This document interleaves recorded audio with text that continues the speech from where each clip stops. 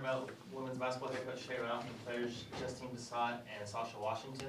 We'll start with an opening statement from Coach Ralph, and we'll ask a question for players. So, Coach, just want to hear your thoughts on today's 87-58 win over South Florida here. I was really proud of our team. This is a good team. I love playing South Florida. They've been good for a really long time. I am really happy for Jose and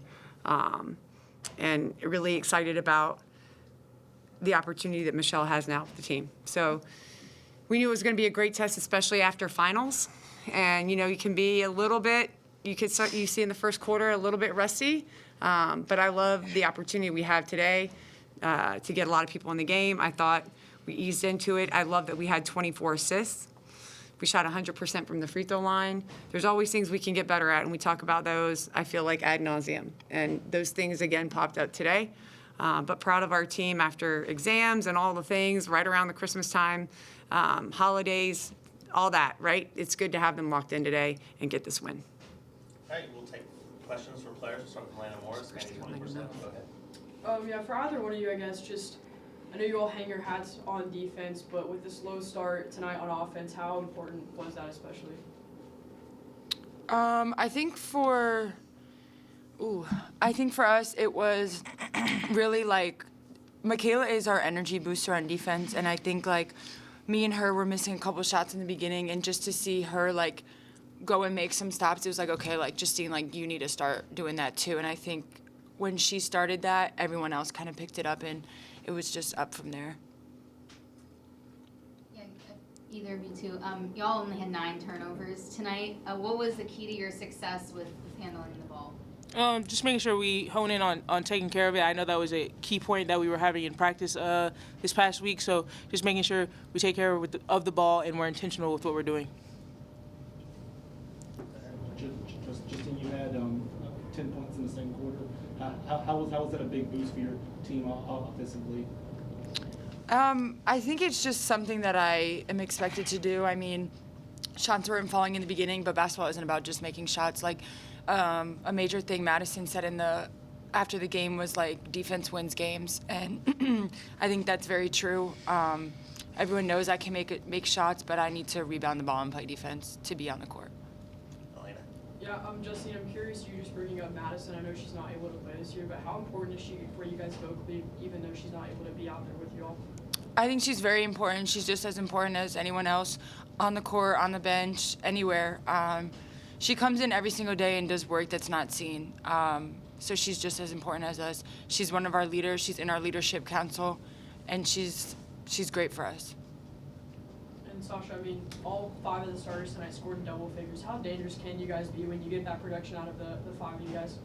I think as long as we lock in and just come in with the right mindset, that we get stops, those lead to scores. So make sure we know what we're doing on the defensive end, and it'll lead to offensive success. You guys struggled offensively, obviously, early. You guys forced 20 turnovers, had 28 points off those turnovers. How big was that to build on the offense as the game went on? Knowing that our shots weren't falling so early, we just had to stick with it, get stops. Easy stops leads to easy scores, and we know once we got those easy scores, it would start coming naturally. Sacha, this is 25 straight wins against non-conference opponents here at home. It's a streak that dates back to the 2022-23 season. How big is that just for the program to be able to take care of business here at home against non-conference, given how tough the SEC is? Yeah, I mean, just having pride, defending our home court, not letting anybody walk in here and think they have a chance against us. And it starts early, but even when we have adversity, just knowing that we need to stick with it and we need to get a win on our home court and continue to defend it. All right, thank you both, Justine and Sacha. Good job. Thank you.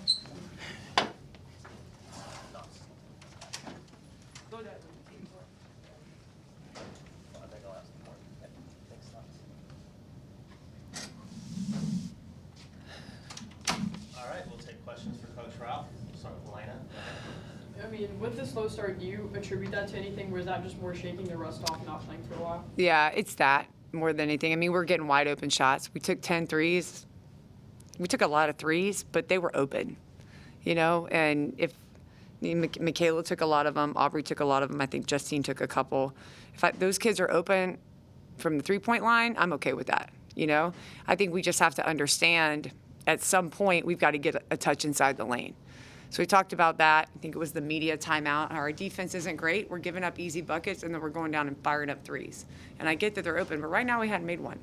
So let's maybe try to get some deflections, get out in transition, get to the rim, get to the free throw line. Let's see the ball go through the net. And then the next time we're open from the three-point line, let's shoot it. You know, there's a pace and a flow to the game that I think you have to be careful that you control it in a way that helps your team be successful, right? So those are shots that I'm okay with. But after a while, we have to regulate. I want to get some transition layups. I want to get the ball inside, get a foul, right? Let's get to the free throw line, let's score, and then we can set up our defense and get another one. I felt like we were shooting quick threes, having to run back in transition, and giving up easy buckets. Yeah, you mentioned getting to the free throw line. Y'all made 15 for 15 on free throws in South Florida, didn't make a free throw. How big was that disparity? It was. I mean, I think they play a style of basketball too. It's not like they were pounding the ball into the lane. They like to shoot. They run a bunch of pretty little actions, and then they go off the dribble, shoot mid-range shots, or drive and kick for threes. So they're a very unique style offensively that doesn't lead a lot to free throws as long as you play smart. I thought we did for most of the game in that way. And for us, look, you know, there have been plenty of games we played this year where we've shot terrible from the free throw line. So it's been a point of emphasis in practice. I think you can go two ways. You can work on it too much. You can not work on it enough. But what I'm finding with my team is they like it when I make things competitive.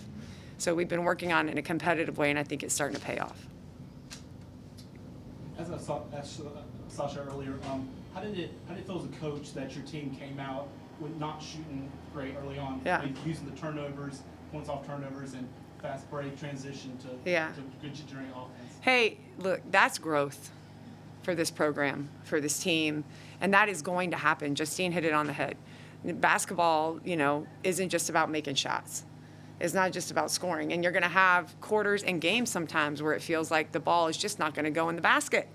And you're going to have kids that score a lot of points that have off nights. And you can't just say, well, guess we don't have it tonight. You got to find a way. And that's why we play defense the way that we do. That's why I tell you guys we hang our hat on defense, because I know those nights are going to happen. And as we continue to get, you know, more well-rounded efforts like today, right? We had lots of people in double figures. We had lots of contributions. So maybe one or two kids are off, but it's not going to lead to us losing or almost losing a basketball game, because we're not focused on, hey, what are the other ways that we can impact this game to win? How can I impact the game to win when I'm not shooting or scoring the ball? And if you want to be a great basketball player and a great team, you better know what that is for you and for your team. You know, a lot of these kids want to play pro. When they leave Vanderbilt, they're not going to be the number 1, 2, 3, 4, probably, except for maybe Michaela. We'll see what happens with Aubrey, guy on their roster, if they make it. So you better be able to do something else other than score the ball that helps impact winning. And I also think that makes basketball fun. It's super fun to play that way, because, like, how many seconds do you actually shoot? Like, how many seconds do you have the ball in your hands? Right? You shoot 19 times, what's that, 30 seconds? What else are you doing for the 35 minutes that you're playing? So there's all kinds of ways that you can impact winning, and I think our team is really starting to have fun with it and understand, like, hey, we can do that. We can score 11 points in the first quarter, and if we stay with who we are and who our identity is on the defensive end, we got to have a killer instinct. If we stick with that, then we'll end up with 90, and we'll beat a really good team. You've kind of mentioned Aubrey playing maybe too fast at times. I feel like tonight there were times she could have kept going and maybe slowed things down a little bit more. Do you feel like she's gotten better in that area? Yes. We're making improvements. I thought you were going to ask me about the behind-the-back pass. Do you want me to ask? No, I don't. I almost lost my mind. She does it again, you can ask me. Okay. But we are making improvements, and I'm letting her figure it out. There's every now and then I'll tell her to stop and tell her what to do. But a great point guard, you know, she's got to be the coach on the floor. And I've got to have the patience with her that I know my coach had with me and had with a lot of other great guards, to let her figure some things out early on so that when we get into the conference, she has the confidence to do it. I don't have enough timeouts. You know, and we're going to be playing, and hopefully our arena one day will be sold out. In sold-out arenas, she's not going to be able to hear me. She's got to be able to do it herself. And I thought she did a great job today. Aria? Yeah, Shea, you have players like Justine, Pissott, and like Ayanna Mitchell who have shown improvement year after year. You know, you've had players in the past too. What do you think is the secret to your player development here at Vanderbilt? I would say the first thing with players is relationships and building trust. And I have the best staff in the country. So my coaches are really good human beings. They're great relationship builders. They earn trust really well, but it's because they are elite at what they do. So we build those relationships, and by the time the kids get to campus and we put them to work, they trust us. They trust the process. And that is easy to say. It is very hard to do, especially when you're a kid and you've gone through a lot of what these kids have gone through. But it's a day-to-day, consistent, pouring into of our staff into our players and an expectation of the same in return. And there's going to be ups and downs, but there doesn't have to be highs and lows, right? So I'm going to show up every day and be the same person, the same coach, whether we win or lose, whether they make me mad or not, whether they make a mistake or not, because they're going to make them. But if there's a willingness to grow, then every kid that comes here is going to reach their full potential. Because I have the staff that can do it. We have the program with resources. And, I feel like I'm a coach that I can coach anyone. I'm not the coach for everyone. But if you come here and you want to be great, then you'll reach that, both as an individual player and help us reach it as a team. Elena, final question? Yeah, I mean, you just mentioned it kind of being the holidays and stuff. How tough is this time for you, like, as a player? And then how do you just kind of keep your team focused on, what they need to be doing? Those are two really good questions. That's a good question. I think the saying, like, you got to know your team, right? So, like, they're excited. And so when they come to practice, I want them to have fun, but it's also got to be serious. So what I'm learning about them is if I keep them a minute over a certain time limit, it's done. And all it's going to do is make me mad. Also, we try to infuse the day with fun things right now because they're out of school. All right, so tomorrow we're going to have a little holiday party. We do a bunch of, I'll do some stuff at the end of practice for them. They come in and they're doing things with our staff.